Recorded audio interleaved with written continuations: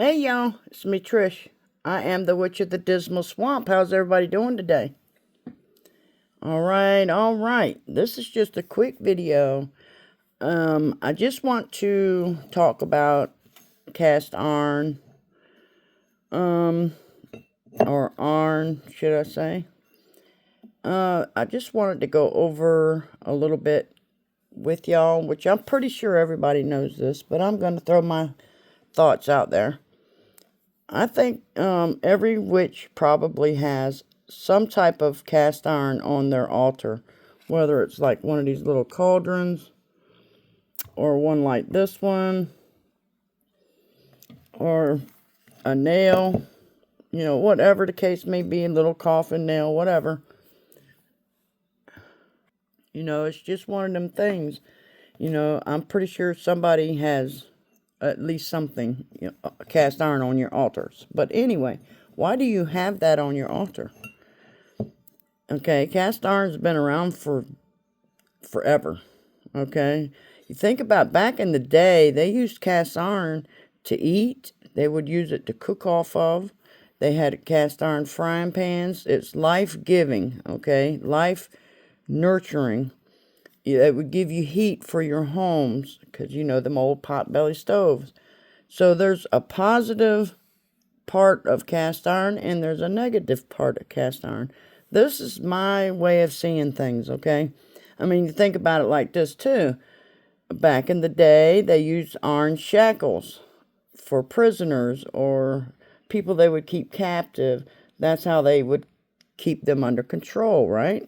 So cast iron shackles was used for that. What else can I think here? Cast iron can also be brittle. If you keep it out in the weather, it becomes brittle and it will just crumble apart over the years. Well, that can signal, you can use that if you find a piece of cast iron that has this kind of rust on it. This is an iron I found out in the yard. Look at, I already scratched my table up. Isn't that cool? I love all these dinghies on my table. But anyway, you take your cast iron. This I found out in the yard, which I love it. It is very heavy. I don't know, back in the day, the women must have had some hellacious arms, some muscles. But I don't know if this is a design on here. I don't really know anything about cast iron irons. But I have 3 of them. This one I just happened to find in the yard. But it still has the wooden handle on it. But think about it. Over time, if I hadn't found this, this would end up crumbling apart and just disintegrating, right? You can use that in spell work, ending a relationship, or breaking a contract, breaking up friendships, breaking up whatever, because it's crumbling apart, okay? So you can use the pieces from that as that, in a spell work. And I don't keep this for that reason. I just think this is beautiful. But anyway, this is my other. I got 3 sizes. I got this one, and then one that's a little smaller, and then this one. This one right here was my great-grandmother's.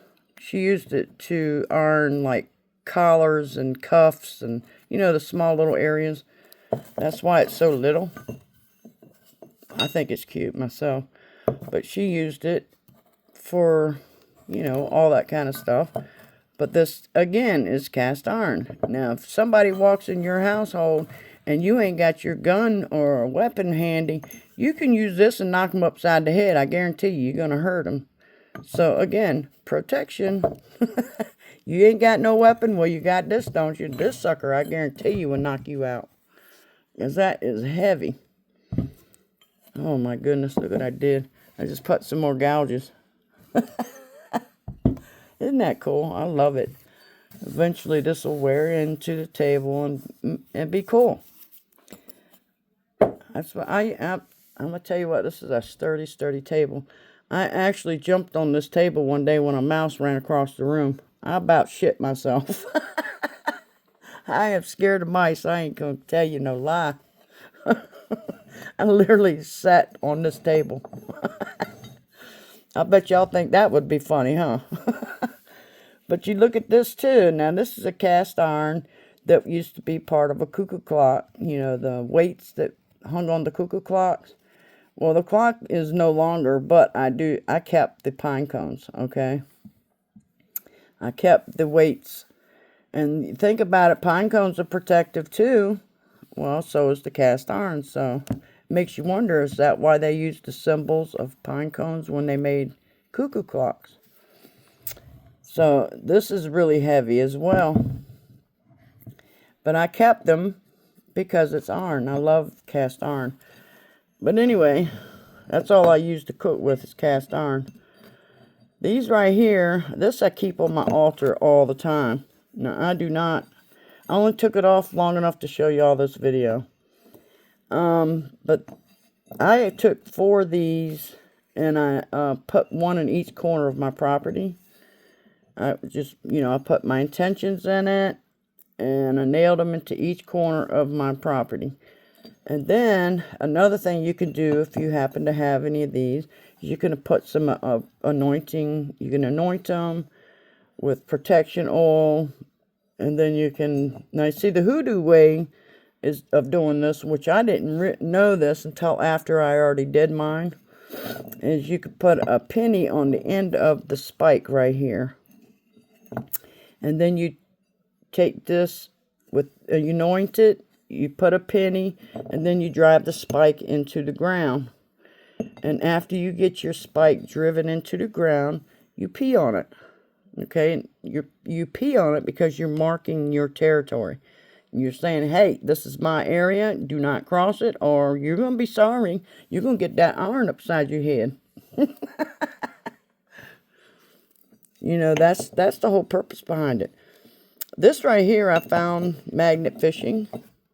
I don't know if y'all know what that is, but I love magnet fishing. I just can't get anybody to ever go with me, which really sucks because, I don't know, people just don't like going places with me for some reason. I think it's because they think I'm creepy, in which I am creepy. That's good. I like to stop at cemeteries when I see them. And people don't like doing that. They get creeped out by cemeteries, which I do not. I enjoy going to them. But anyway, I wanted to go magnet fishing, so I just took myself and my grandchildren, and we went. And this, I think I found an old carriage, the horse and buggy, and this is just a piece of it. And I don't know if y'all know what that is, but it's a huge magnet that you put on a string, a rope, not a string, but a rope, and you throw it out in the middle of the water, and then you just start pulling it up, and whatever's in there that will stick to that magnet, you'll pull it up. There's been people that have pulled up guns, they've pulled up a few safes, somebody pulled up a motorcycle. It's like, holy moly. The only thing I found was the daggum carriage parts. But that's okay, I haven't really gone out magnet fishing a whole lot because I don't like going by myself. So that puts a damper on that one for me. I'm not a young chick no more. So I don't like going places by myself like that. Because you got to be in the middle of, no civilization kind of thing. You're going to be along the water somewhere. And there's a lot of swamp out here with a whole lot of snakes. So therefore, I don't want to go by myself. But anyway, I'm sorry, y'all. I got sidetracked once again. But this right here is, I'm sure people have. If you don't, you have something similar. And I usually put liquids in this one.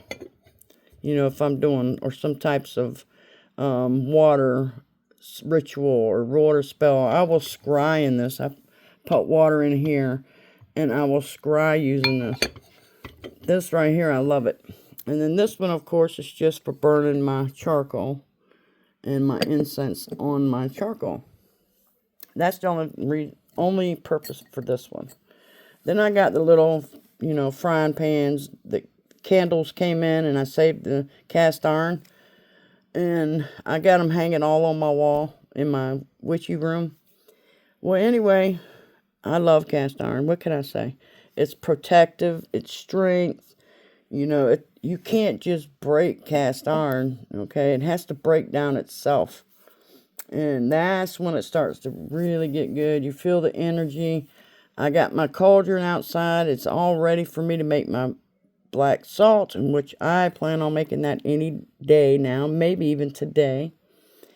And I wanted to share with y'all how beautiful the rust inside of my big cauldron is. Now, this cauldron that I'm getting ready to show y'all, I got from my aunt when she passed away.